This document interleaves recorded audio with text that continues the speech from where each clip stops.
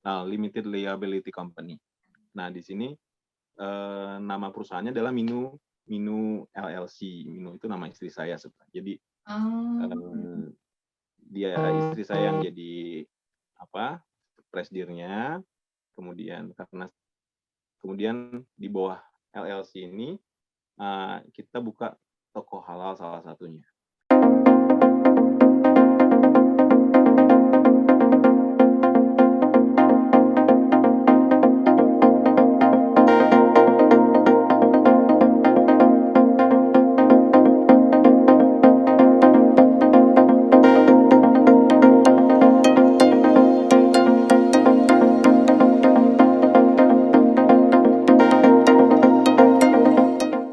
Halo teman-teman semua, selamat datang kembali di Indonesian Abroad. Perkenalkan, nama saya Wiwik Astawa. Saya adalah host atau pemandu channel ini. Kali ini saya akan bersama dengan seorang tokoh atau narasumber yang sudah kami undang dalam acara bincang tokoh atau interview. Semoga video ini berguna buat banyak orang. Tonton terus dan dapatkan manfaatnya.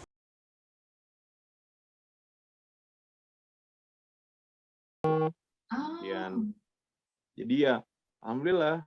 Jadi banyak yang datang support sini. Kemudian ya saling mengenalkan. Gitu. Jadi nggak cuma warga Indonesia saja, orang Jepang juga, orang Malaysia juga, orang Thailand juga datang ke sini. Tahun berapa ini tokonya berdiri, Pak? Baru tahun lalu, 1 tahun. Jadi pas lagi awal-awal corona itu, saya baru dapat status visa permanen resident. Jadi saya bisa membuka usaha ya sebagaimana layaknya orang Jepang. Jadi kalau statusnya sudah permanen, kita punya hak-hak untuk melakukan aktivitas yang sama dengan orang Jepang. Gitu ya. Dari situlah saya memulai bikin apalah yang bisa dilakukan gitu ya dengan kondisi pandemi gini. Tadinya pengen bikin restoran, tapi restoran sejak pandemi kan cukup dibatasi gitu jam bukanya, kemudian orang yang berkunjung juga semakin berkurang. Jadi mungkin restoran sabar dulu deh. Kita coba yang bisa dilakukan apa dulu, ya udah buka toko dulu saja gitu ya. Kalau toko kebutuhan pokok ataupun ya makanan-makanan seperti itu kan orang pasti ini ya banyak tetap ada gitu. Apalagi bisa online gitu ya. Jadi tetap bisa inilah jalan terus gitu ya, bisa membantu. Syukur ya Pak ya, walaupun di tengah pandemi ada aja ya usaha ya. Ya insya Allah, adalah ya kita ini aja berusaha berpikir kreatif, kita coba berpikir positif aja gitu ya. Jadi yang bisa dilakukan dengan jalan yang benar, ya kita jalankan. Gitu. Pak, itu tadi Bapak kan katakan bahwa setelah mendapat green card, Bapak buka toko karena sama haknya seperti orang lokal Jepang gitu ya Pak ya dalam berusaha. Nah, bisa tolong diceritakan ya Pak, proses buka toko ini apakah di bawah atau di bawah badan usaha resmi atau mendapat izin-izin tertentu? Oh ya, tentu saja. Jadi kami dirikan perusahaan buka toko ini pertama karena kami ingin resmi, jadi ingin apa yang kita lakukan itu juga legal. Jadinya kita dirikan dulu badan usahanya. Kita bikin badan usaha semacam CV gitu ya kalau di Indonesia. Di sini istilahnya LLC, Limited Liaison Company gitu.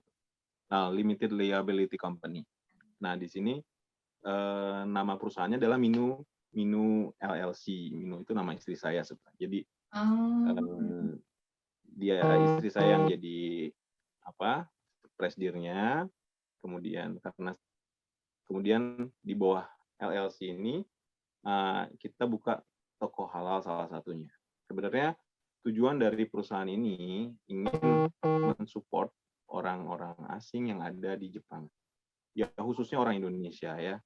Jadi mensupport dalam artian kita berkegiatan yang bisa membantu orang-orang yang tinggal di Jepang bisa hidup dengan baik, dengan nyaman. Di antaranya tentu dengan menyediakan toko halal, kemudian kita juga buka lembaga pendidikan bahasa Jepang gitu ya, atau lembaga bahasa Indonesia buat orang Jepang gitu.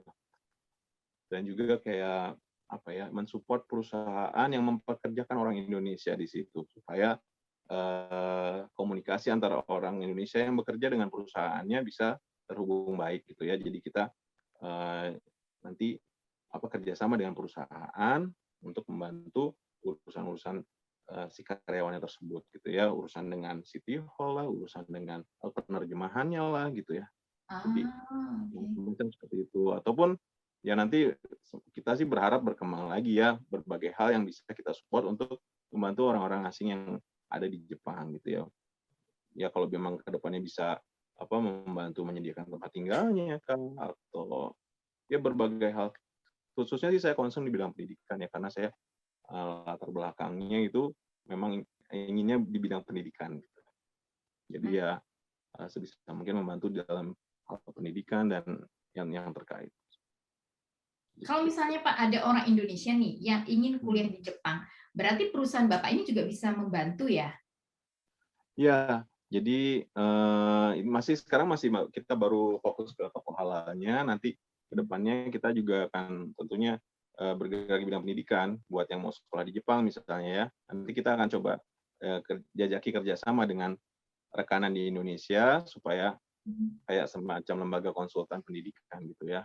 Jadi buat teman-teman yang ingin belajar di Jepang gitu nanti bisa konsultasi di situ. Dan saya di sini mencari rekanan atau partnership dengan perusahaan-perusahaan atau lembaga-lembaga pendidikan di Jepang, tempat belajarnya seperti lembaga belajar bahasa Jepang yang ada di Jepang atau sekolah kejuruan kayak gitu ya.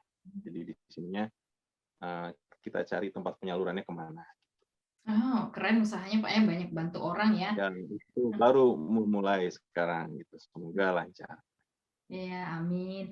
Pak, kalau ini kan banyak sekali rumor yang tenaga kerja, banyaknya kasus lah Pak ya, seperti tenaga kerja Indonesia yang notabene males atau sedikit ribet kalau disuruh baca kontrak yang detail nih Pak. Nah, kalau misalnya mereka bekerja di perusahaan Jepang, lalu meminta jasa Bapak untuk menganalisis itu kontrak kerja, bisa nggak itu Pak? Jadi kalau gini, kalau terkait peraturan di Jepang ya tentang ketenaga kerjaan itu sebetulnya kan udah jelas gitu ya. Dan perusahaan dalam membuat kontrak kerja juga khususnya untuk yang mempekerjakan orang asing itu seharusnya sesuai ketentuan memang ya. Walaupun memang suka ada yang bandel-bandel, tapi kalau memang perusahaan itu bandel tentunya dia bisa dituntut gitu ya. Nah, kalau misalnya di perusahaan kami tentunya kita pun akan membuat kontrak kerja ya, dan tentunya setiap kalau misalnya ada tenaga Indonesia yang nantinya akan bekerja di bawah perusahaan yang bekerja sama dengan kami juga, ya tentu kita akan menyampaikan apa adanya kondisi kontrak yang sedang dibuat antara perusahaan dengan karyawan tersebut. Jadi di situ tercantum juga bahasa Indonesianya. Jadi seharusnya itu bisa dipahami. Dan tentunya kami juga punya prinsip agar kita tidak sembarangan gitu ya bekerja sama dengan perusahaan gitu ya, perusahaan yang abal-abal atau yang ngaco kita juga tidak mau gitu ya, tidak mau juga nantinya terlibat masalah ataupun menyusahkan orang Indonesia sendiri gitu ya kan, apalagi sesama bangsa kita ya, kita saling menjaga lah, diusahakan sebisa mungkin gitu ya. Pak, pertama kali Bapak datang ke Jepang, itu kan pasti ada culture shock atau perbedaan budaya lah ya, perbedaan budaya dan perbedaan kebiasaan antara yang ada di Indonesia dengan yang ada di Jepang. Bisa tolong diceritain Pak perbedaan apa yang Bapak alami? Oke, jadi kalau culture shock mungkin saya datang pertama kali kan 2002 itu ya, waktu masih mahasiswa. Memang saya jurusan bahasa Jepang datang dalam artian dulu S1 di Unpad itu dulu belajar bahasa Jepang dan budayanya udah banyak. Jadi ini udah banyak mengetahui soal kehidupan di Jepang seperti apa. Tapi ya memang tetap aja setelah datang ke sini ya banyak juga hal-hal yang di luar dugaan bikin shock juga gitu ya. Ya pertama tentu terkait makanan ya, seperti yang sebelumnya sudah saya sampaikan, susah dapat makanan yang bisa saya makan. Makanan baik snack, roti atau apa.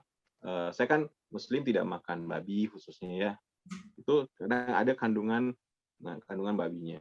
Bahkan saya pernah kecele tuh saya waktu datang pertama kali ke sini kan rasa haus gitu ya. Ya, ada lihat vending machine, saya lihat minuman yang ada gambar orange-nya, ambil lah itu. Ya setelah diminum, wah agak pahit ya ternyata. Apa emang orange-nya Jepang pahit gini ya, saya mikir gitu kan. Kami ucapkan banyak terima kasih kepada tokoh atau narasumber yang sudah bersedia hadir dan berbagi informasi dan pengalaman. Semoga video ini berguna buat banyak orang. Jangan lupa untuk klik like dan subscribe. Sampai jumpa di video-video kami berikutnya. Tonton terus dan dapatkan manfaatnya.